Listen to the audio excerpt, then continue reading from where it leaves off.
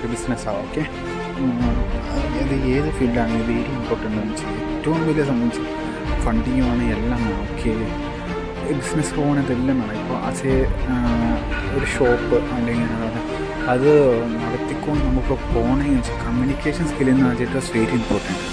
അത് ഏറ്റവും ഫസ്റ്റ് അതൊരു ഇമ്പോർട്ടൻറ്റ് തിങ്ങാണ്. അത് ഇങ്ങനെ പറഞ്ഞു കസ്റ്റമറെ കുറിച്ച് എങ്ങനെ അവരോട് സംസാരിക്കണം, അവർ ഡീലിങ് എങ്ങനെ സംസാരിക്കണം, അതേ രീതി അനുസരിച്ചിട്ടായിരിക്കും നമുക്ക് കിട്ടുന്ന പ്രോഫിറ്റ്, നമുക്ക് കിട്ടുന്ന സെയിൽസ്, അങ്ങനെ നമ്മുടെ വാല്യൂ ചെയ്യുന്നത് ശരിയാണ്.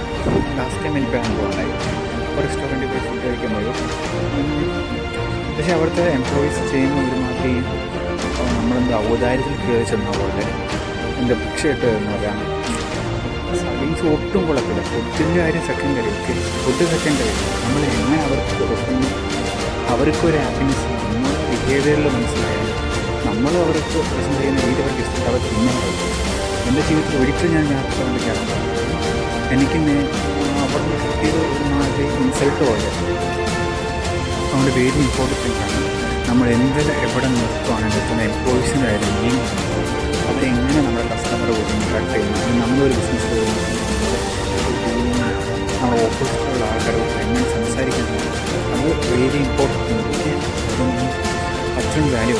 അവിടെ നമുക്ക് തെറ്റിപ്പോയി കഴിഞ്ഞാൽ നമ്മുടെ പ്രൊഡക്റ്റ് എത്ര നല്ല ക്വാളിറ്റി ഉള്ളതാണെന്ന് പറഞ്ഞിട്ടോ അത് എന്തോരം നല്ലോണമെന്ന് പറഞ്ഞിട്ട് ഒരു ഉപകാരമില്ല. ഒരാളും വരെത്തുന്നത് നമ്മൾ അവർക്കൊരുമാതിരി വാല്യൂ കൊടുക്കാത്ത സംസാരിച്ചിട്ടുള്ള നമ്മൾ മെയിനായിട്ട് ചെയ്യേണ്ട കാര്യം ഒരു കോംപ്രമൈസും പാടില്ല.